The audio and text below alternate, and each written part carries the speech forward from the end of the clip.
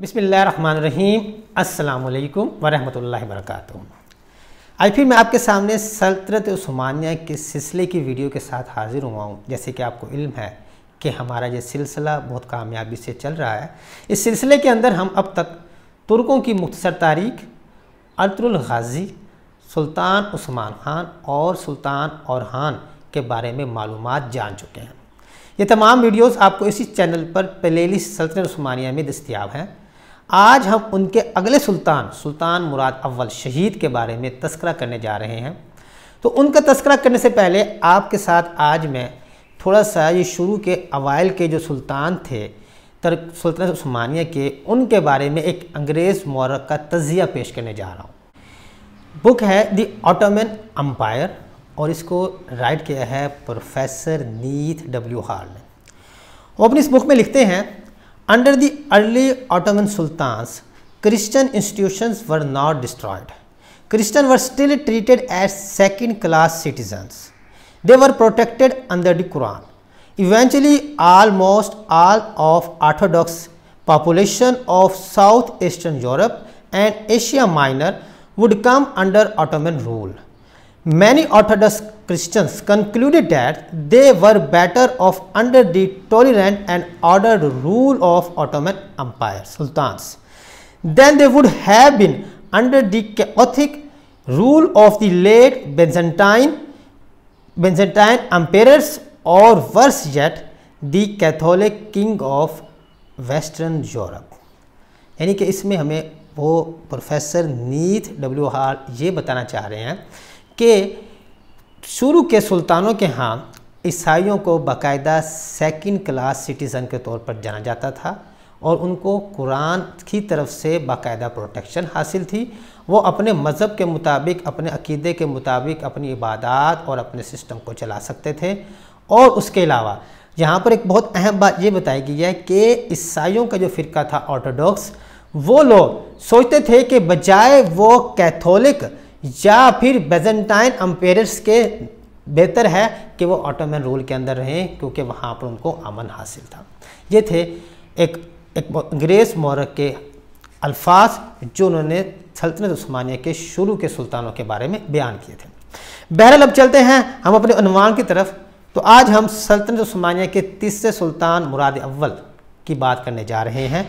तो पिछली वीडियो में जैसे कि मैं आपको बता चुका हूं कि औरहान का प्रोग्राम था कि अपने बेटे सुलेमान को नेक्स्ट सुल्तान मुंतखब करे, लेकिन उसी औरहान के दौर में ही वफ़ात हो जाती है। तो इसलिए वो अगला सुल्तान अपने दूसरे बेटे मुराद को सिलेक्ट करते हैं।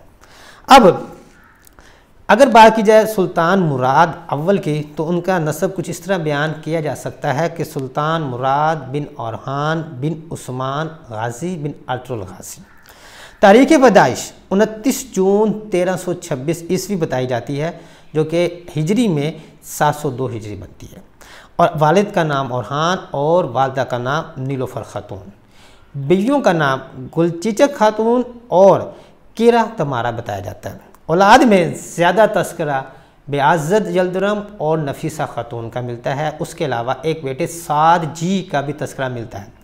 तो यहाँ पर मैं आपको थोड़ा सा बताता जाऊँ, साद जी जो सुल्तान मुराद का बेटा था, ख़ुद सुल्तान उसको अंधा भी करवा देता है और उसको बाद में कत्ल भी करवा देता है। उसकी वजह थी कि वो अपने बाप के ख़िलाफ़ बगावत करता है। तो कुछ वाक़या ऐसे है कि बाज़नतीनी सल्तनत के एक शहज़ादा था, उसका नाम था एंड्रियोनिक्स। वो और साद जी मिलकर अपने वालिदैन के ख़िलाफ़ बगावत करते हैं। जैसे सुल्तान को इस बात का इल्म होता है तो वो फ़ौरन साद जी पर हमलावर होकर उन दोनों को गिरफ़्तार कर लेता है। साद जी को अपने पास रखता है और एंड्रियोनिक्स को उसके बाप के पास कुस्तुनतुनिया भेज देता है। और उन दोनों के दरमियान जो मुआहदा वो ये होता था कि अपने दोनों बेटों की आँखों में सिलाइयाँ फरवा देंगे। तो सुल्तान मुराद तो इस पर अमल करते हुए अपने बेटे साद जी की आंखों में सिलाई फरवा देता है, उसको बिनाई से मुकम्मल महरूम कर देता है और बाद में भी कत्ल भी करवा देता है।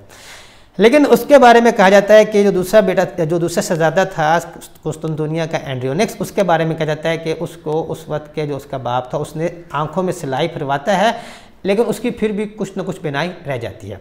बाकी वल्लाह आलम।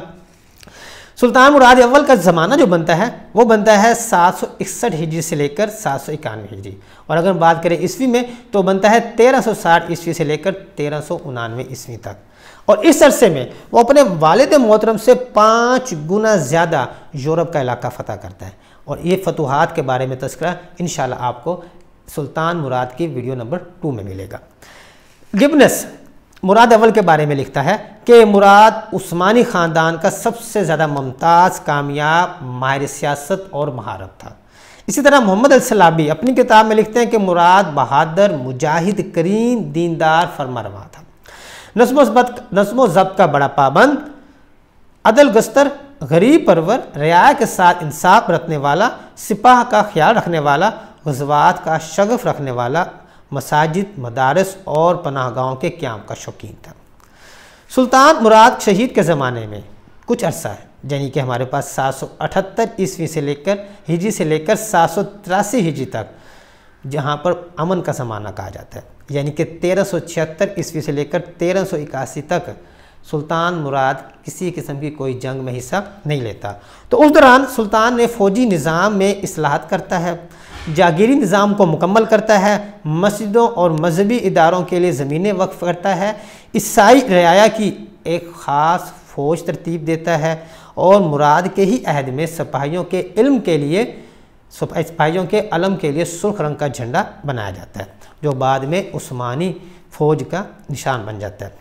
हर्बर्ट लिखता है, सुल्तान मुराद के बारे में हर्बर्ट लिखता है कि मुराद अव्वल के ज़माने में जबरन इस्लाम में दाखिल करने की कोई कोशिश नहीं की गई, इन्हें मुकम्मल आज़ादी थी, जिसकी शहादत इस ख़त में महफूज है, जो कि 787 हिजरी यानी कि 1385 ईस्वी में यूनानी कलीसा को मुकम्मल आज़ादी बख्श दी थी। और ये इसी का नतीजा था कि 761 हिजरी से लेकर 791 हिजरी तक बतरीक आज़म यानी कि इनके बड़े पादरी को के दफ्तर में कोई एक शिकायत भी उस्मानियों के हाथों अरबाब कलीसा को बदसलूकी की दर्ज नहीं मिलती। तो इस एक बात से यहाँ पर यह भी वाज़ेह होता है कि जो मुबग़ज़ यूरोपी और मुसलमान मौरखीन की तरफ से सुल्तनत उस्मानिया पर जंग चोरी फ़ौज के नाम पर मज़ालम बयान किए जाते हैं, तो वो सारी मन गढ़ंत बातें हैं, सिर्फ लोगों की अटेंशन लेने के लिए जानबूझकर ऐसी बातें बनाई गई हैं जो उनका तसब का रवैया शो करता है। तो मैं पहले इब्तिदा में भी कह चुका हूँ कि अंग्रेज़ मौरखीन भी इस बात पे कायल थे कि सुल्तान मुराद हो, सुल्तान ओरहान हो या सुल्तान उस्मान गाजी हो, किसी के भी ज़माने में ईसाइयों को जबरन मज़हब तब्दील करने का कोई कानून या कोई शिकायत नहीं मिलती। पिछली वीडियो में भी मैं आपको जो कह चुका हूँ कि अंग्रेज़ मौरखीन इस बात पर कायल हैं कि ईसाई जो बाद में मुसलमान होकर उस्मानी कहलाए वो अपनी मर्ज़ी से हुए थे, ना कि उन पर कोई जुल्म या जबरन उनको ऐसा करने के लिए कहा गया था। इंशाल्लाह अगली वीडियो में हम सुल्तान मुराद अव्वल शहीद के जंगी कारनामों की और उसकी शहादत के बारे में तज़किरा करेंगे। आज के लिए इतने काफ़ी। अल्लाह हाफिज़।